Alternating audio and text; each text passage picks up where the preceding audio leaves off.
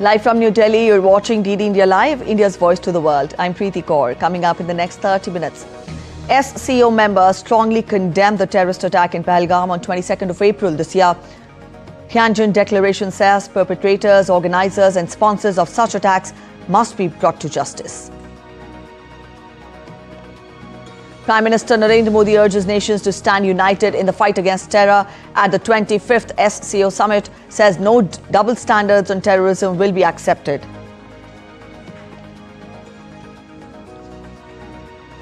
Prime Minister Modi gives SCO acronym at Tianjin summit as security, connectivity and opportunity, says connectivity that bypasses sovereignty loses trust and meaning.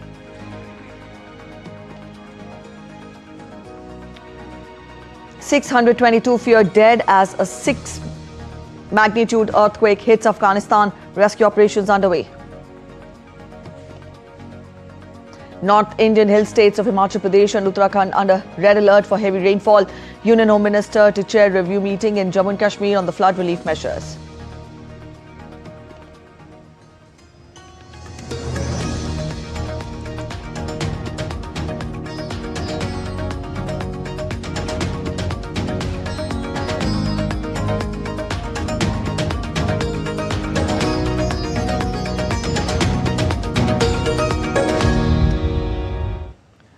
Prime Minister Narendra Modi addressed the plenary session of the Shanghai Cooperation Organization Summit in Tianjin on Monday. During his remarks, referring to the recent Pahalgam terror attack, Prime Minister Modi said that no double standards are acceptable on terrorism.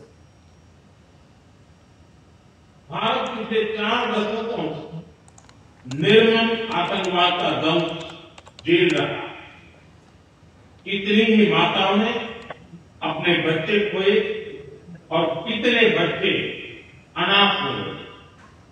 हाल ही में हमने पहलगाम में terrorism का बहुत ही घिनौना रूप देखा। इस दुख की घड़ी में जो मित्र देश हमारे साथ खड़े रहे, मैं उनका आभार व्यक्त करता हूं। यह हमला केवल भारत की अंतरात्मा पर ही आघात नहीं, यह मानवता में विश्वास रखने वाले हर देश, हर व्यक्ति को खुली चुनौती थी। ऐसे में प्रश्न उठना स्वाभाविक था, क्या कुछ देशों द्वारा आतंकवाद का खुलेआम समर्थन हमें स्वीकार्य हो सकता है? एक्सेलेंसी, हमें स्पष्ट रूप से और एक स्वर में कहना होगा कि आतंकवाद पर कोई भी डबल स्टैंडर्ड स्वीकार्य नहीं। हमें मिलकर आतंकवाद का हर रंग में, हर रूप में विरोध करना, ये मानवता के प्रति हमारा दायित्व है। Further, Prime Minister Modi said that India is working on initiatives like the Chabahar port and the International North-South Transport Corridor to help improve connectivity with Afghanistan and the Central Asia. Bharat का हमेशा से मत रहा है कि मजबूत connectivity से केवल व्यापार ही नहीं, बल्कि विश्वास और विकास के द्वार भी खुलते हैं। इसी सोच के साथ हम चाबहार पोर्ट और international north south transport corridor जैसे इनिशिएटिव पर काम कर रहे हैं। इनसे हम अफगानिस्तान और मध्य एशिया के साथ संपर्क बढ़ा सकते हैं। हमारा मानना है कि कनेक्टिविटी के हर प्रयास में संप्रभुता और क्षेत्रीय अखंडता का सम्मान होना चाहिए। यही एससीओ चार्टर के मूल सिद्धांतों में भी विदित है। Connectivity that bypasses sovereignty, losing trust and meaning. The Prime Minister also proposed the creation of an SCO Civilizational Dialogue Forum. Along with this, he also said that India is moving ahead following the mantra of reform, perform and transform, and that all must join India's development journey. हमारे people to people time को दृढ़ता देने के लिए मैं आज एक और सुझाव रखना चाहूंगा। एससीओ के अंतर्गत एक सिविलाइजेशन डायलॉग फोरम बनाया गया।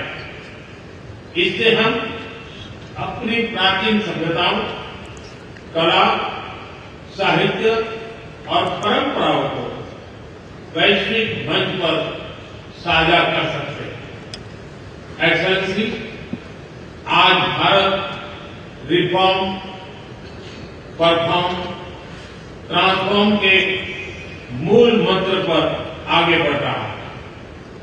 कोविड हो या वैश्विक आर्थिक अस्थिरता, हमने हर चुनौती को अवसर में बदलने का प्रयास किया है। हम लगातार वाइड रेंजिंग रिफॉर्म पर काम कर रहे हैं।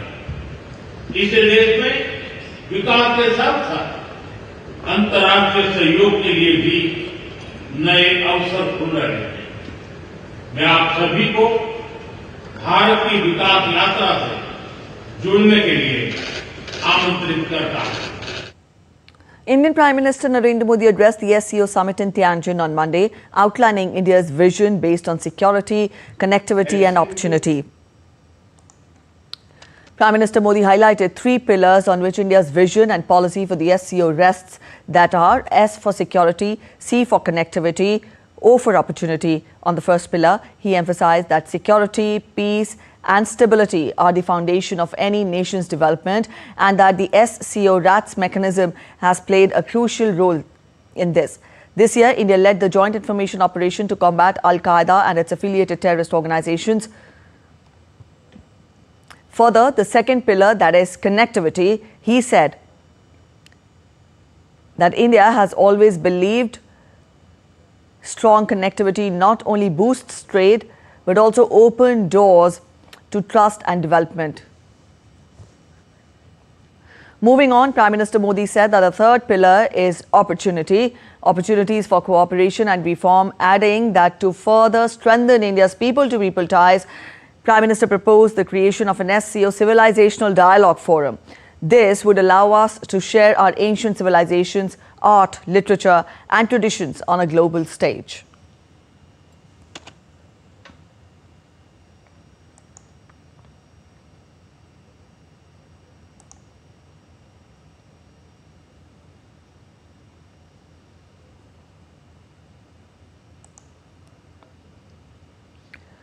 So up on our screens, we have the highlights of Prime Minister's address at the SCO summit. Member states, in strong words, condemned the terrorist attack in Pahalgam on 22nd of April this year. The SCO members in Tianjin Declaration expressed their deepest sympathy and condolences to the families of the dead and the wounded. They further stated that perpetrators, organizers and sponsors of such attacks must be brought to justice. They recognized the leading role of sovereign states and their competent authorities in countering terrorist and extremist threats. The member states strongly condemned terrorism in all its forms and manifestations, stressed that double standards in the fight against terrorism are unacceptable, and call on the international community to combat terrorism, including cross-border movement of terrorists. The declaration echoes the theme of one earth, one family and one future.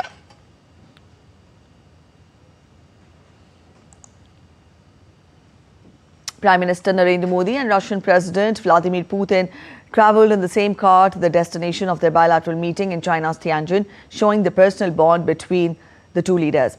This comes soon after the Shanghai Cooperation Organization summit. Sharing the picture of his ride with Putin, Prime Minister Modi took to X and wrote, "After the proceedings at the SCO summit, President Putin and I travelled together to the venue of our bilateral meeting. Conversations with him are always insightful." Let's get to weather updates from across the country now. Himachal Pradesh, that has already suffered immense loss of lives as well as property due to torrential rains, is very likely to witness extreme rainfall in isolated areas as the state's Met Department has issued a red weather warning for several districts for the next 48 hours. Red alert has been issued for Mandi, Kangra, Sirmaur, Una, Hamirpur and Bilaspur districts for September 1st, resulting in few spells of extreme rain in isolated parts of these districts.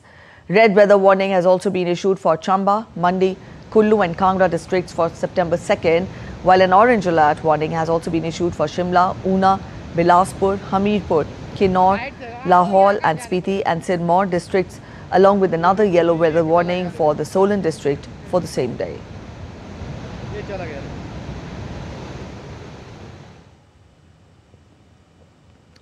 The other Himalayan state of Uttarakhand also braces for heavy rains. The Weather Department has issued red and orange alerts for most parts of the state for the next few days. Following the warning, Chief Minister Pushkar Singh Dhami on Sunday directed the officials to remain alert round the clock.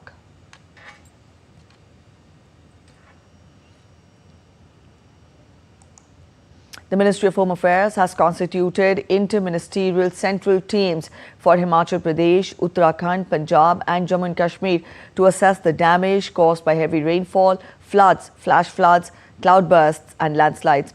Now, these teams will conduct on-the-spot assessment of the situation and review the relief work carried out by respective state governments. The central teams will visit the flood and landslide affected districts of Himachal Pradesh, Uttarakhand, Punjab and Jammu and Kashmir early next week.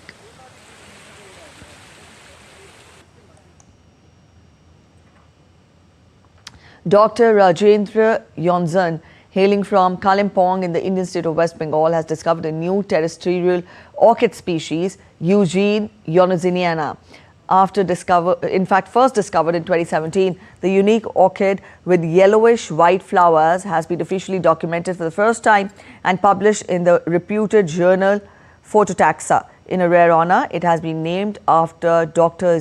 Yonzan.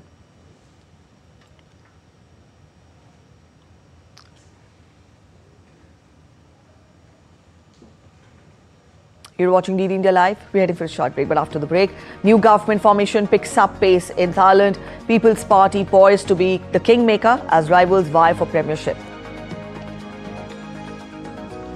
Week-long protests come to a rest in Indonesia after President agrees to trim lawmakers' benefits. And US judge blocks deportation of unaccompanied Guatemalan children.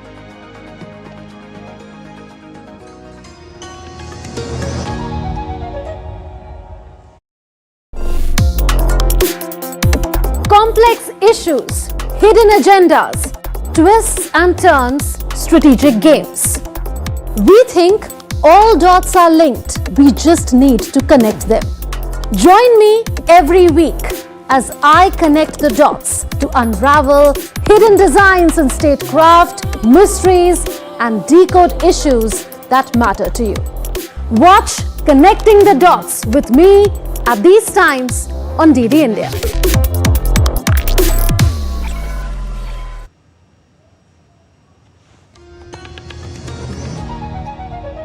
Welcome back after the break. You're watching DD India Live. The professor from the Department of Sociology at Bangladesh's Dhaka University, Samina Lutfa, stated that certain politically motivated groups have intentionally created instability in the nation to serve their own limited interests. She made these remarks at an anti-repression teachers rally held at the university campus. The rally was convened to protest the ongoing persecution, assaults and dismissals of teachers across the country. The organizers also demanded security, dignity and justice for citizens.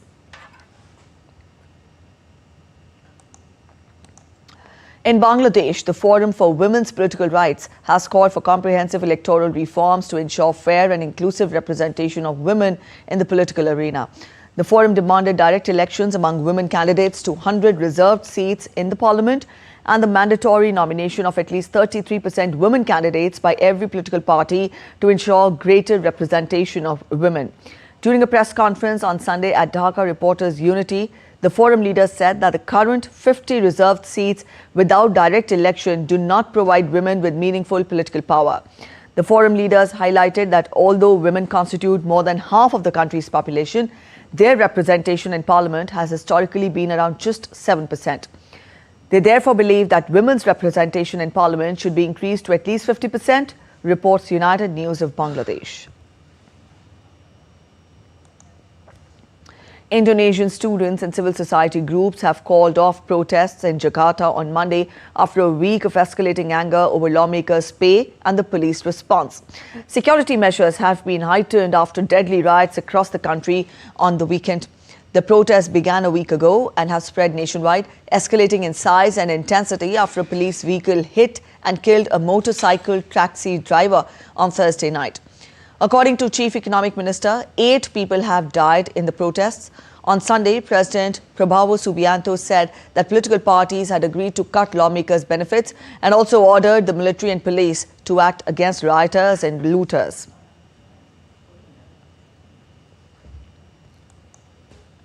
The biggest party in Thailand's parliament is meeting on Monday to decide whom it will back to form the next government.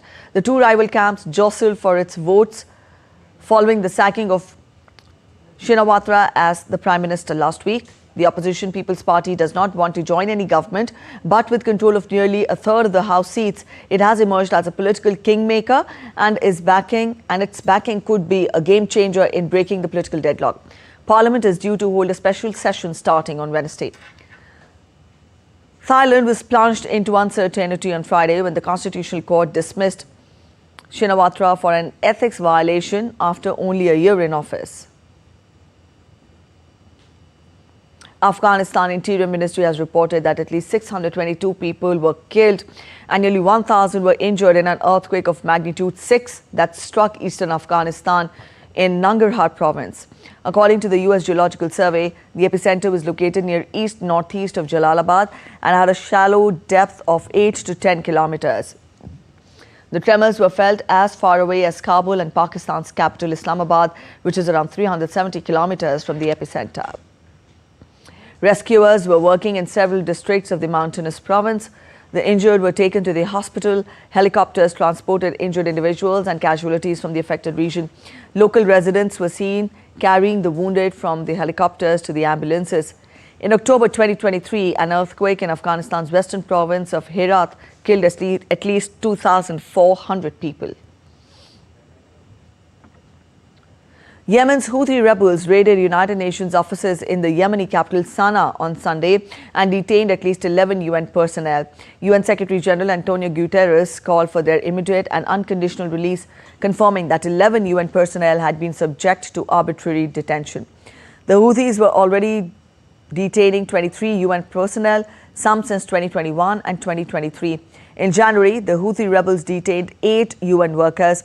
The Houthis claimed arrests made in June 2024 included an American-Israeli spy network operating under the cover of humanitarian organization, allegations emphatically rejected by the UN. The arrests last year prompted the UN to limit the deployment and suspend activities in some regions of the Arabian Peninsula's poorest country. Yemeni security sources said that Houthi authorities had arrested dozens of people in Sana'a and other areas on suspicion of collaborating with Israel. It came after Israel's strike on Thursday that killed the Houthis' Prime Minister Ahmad Ghalib Nasr al-Rahawi along with other officials. US-Venezuela tensions are rising amid a large buildup of US naval forces in and around the southern Caribbean. US Navy guided missile destroyer USS Sampson docked near the entrance to the Panama Canal. 7 US warships, along with 1 nuclear-powered fast attack submarine, are either in the region or expected to arrive soon, bringing more than 4,500 sailors and Marines. US President Donald Trump has said that combating drug cartels is a central goal of his administration, and the military effort aims to address threats from those cartels. But it is unclear exactly how the US military presence will disrupt the drug trade. Among other things, most of the seaborne drug trade reaches the US via the Pacific, not the Atlantic, where the US forces are, and much of what comes via the Caribbean arrives on clandestine flights. When providing an update on results from anti-drug trafficking operations in Venezuela on Sunday, Venezuelan Defense Minister Vladimir Padrino said that his country is ready to fight if the US violates Venezuelan sovereignty. U.S. District Judge Sparkle Suknanan on Sunday halted Trump administration's deportations of 10 Guatemalan unaccompanied minors in the age group of 10 to 17 years, already boarded onto planes and potentially hundreds more in government shelters after their lawyers made a pre-dawn emergency appeal. The new order covers hundreds in U.S. Department of Health and Human Services custody. The children were offloaded and returned to the Office of the Refugee Settlement Shelters. Department of Justice said that parents requested the returns via Guatemala, contested by lawyers. Guatemalan President Bernardo Arevalo aided the repatriation. The complaint cited violation of protection and risks of abuse and torture. From here, we turn focus to sports. We'll talk of tennis first. Two-time Grand Slam champion Barbora Krejcikova staged a miraculous escape to advance to the last 8 of the US Open in New York. Krejcikova saved 8 match points in an epic 3-set battle against Taylor Townsend. She prevailed 1-6, 7-6, 6-3 in a remarkable tussle to set up the last 8 meeting against American Jessica Pegula. The unseeded Czech was headed for the exit after Townsend moved to the brink of victory, but 2024 Wimbledon champion Krejcikova dug herself out of the hole to seal the match. In men's action, Carlos Alcaraz marched into the quarterfinals after overpowering France's Arthur Rinderknecht in the straight sets. The 5-time Grand Slam champion was made to work hard in a tight first set, but eventually won 7-6, 6-3, 6-4. The Spanish second seed faces Czech Jiří Lehečka in the next match. American Taylor Fritz swatted aside Czech Republic's Thomas Makak for 6-4, 6-3 and 6-3 to book his spot in the quarterfinals of the Grand Slam for the 3rd consecutive year. Last year's runner-up Fritz is also the nation's last hope of ending a 22-year major drought since Andy Roddick held aloft the silver trophy in 2003. The Athletics Federation of India announced the squad for the World Athletics Championships in Tokyo from 13 to 21st of September. The 19-member contingent will be led by reigning world champion Neeraj Chopra, who will defend his crown. For the first time, India will have 4 representatives in the men's javelin throw event.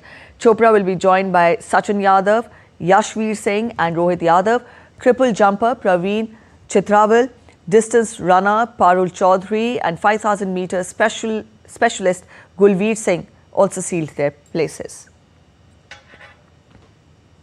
India will take on Kazakhstan in their last league match of Hockey Asia Cup in Rajgir on Monday. The hosts have already sealed their semi-final berth after the 2 successive wins over China and Japan. Meanwhile, Kazakhstan are yet to open their account as they were routed by China and Japan in their previous encounters. It will be a tall order for the visitors to make the turnaround against Indian players on their home turf. A total of 8 teams contest for the title and have been divided into 2 groups of 4. India have won the Asia Cup title 3 times and finished runners-up 5 times. That's it in this edition of DD India Live, but let us know your thoughts on the news of the day. For those of you on the go, you can get all the latest news and updates from India and across the world on the DD India mobile app. The app is available on both Android and iOS platforms, and you can download the respective QR codes. We'll be back with more news as it breaks here on DD India. I'm Preeti Kaur signing off, and from all of us here in Delhi, thanks for watching DD India Live.